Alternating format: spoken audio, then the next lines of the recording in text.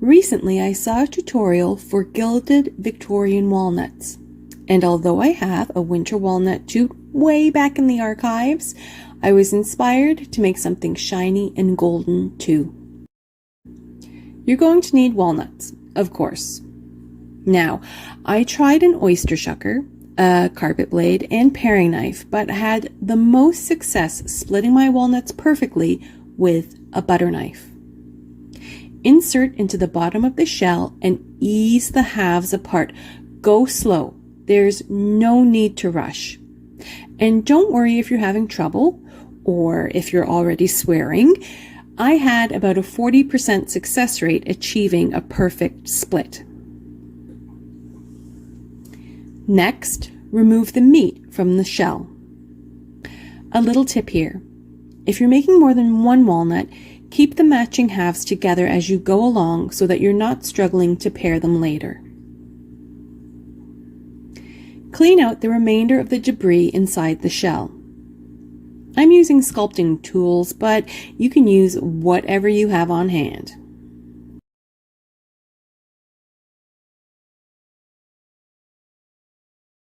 Tape the two halves of your shell back together. I'm using hockey tape, but anything that will hold them in place will do. Just be sure that your shells are perfectly aligned.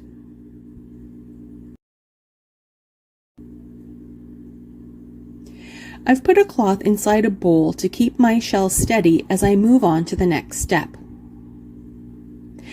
Using model glue, I'm going to affix a tiny hinge to the outside of the shell. I place a few drops of the glue on either side of the shell seam. Align the hinge mechanism with the seam of the shell. It is very important to avoid getting any glue on the moving hinge part. Allow this to dry. If you're not confident with the contact, apply a little more glue to the edges. Again, we want to avoid the moving hinge.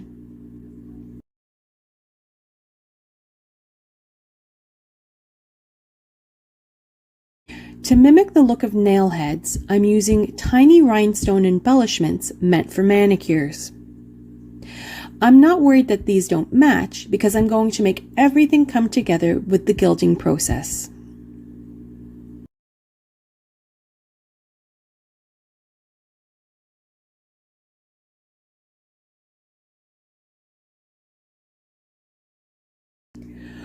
Once all of that is dry, carefully remove the tape. Now, this was also a sweary moment for me, so again, take your time. There's no need to rush. Apply gilding paste to the exterior of your shell. Go over the hinge as well, but once again, avoid the very center moving parts. You don't want to gum those up or make them sticky. This particular brand of paste goes on with a slightly bluish hue and then dries clear. You can use Mod Podge to apply gold leaf, but the gilding paste results are so much better and saved a bunch of time and aggravation. Using the paste yielded nearly perfect results and almost no touch-ups were needed.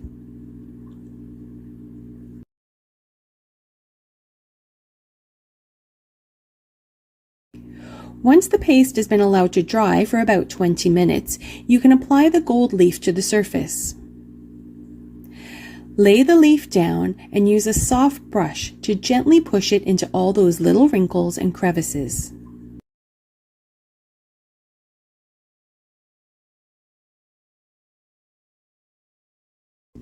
After about 10 minutes, you can go back and be a little bit more forceful with that brush, burnishing the leaf and sweeping away any excess.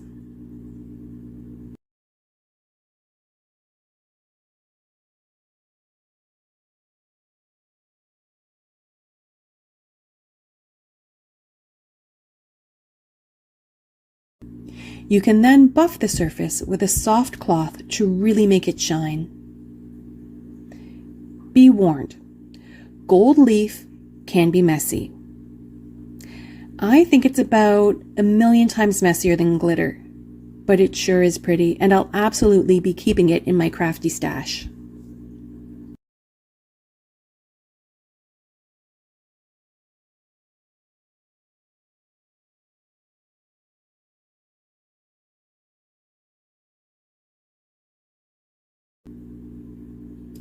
For any gold leaf that is snuck into places that I do not want it to be, I'm using a nail file to scuff it off.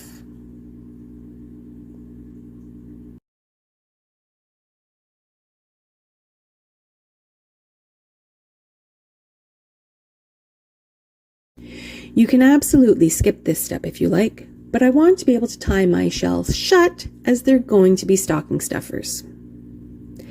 Using the tiniest bit of model glue, I affix a length of ribbon to either side of the shell.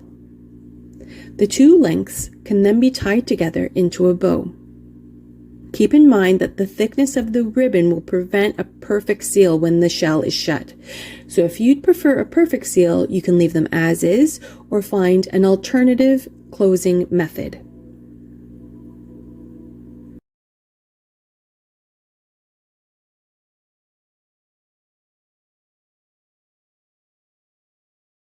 Now to fill that tiny space. And there are so many lovely things that you could pop inside. A note, coins, buttons, an acorn, bells, lucky charms. I'm adding a snip of wired greenery, a vintage Father Christmas cut from paper, and a pinch of fake snow.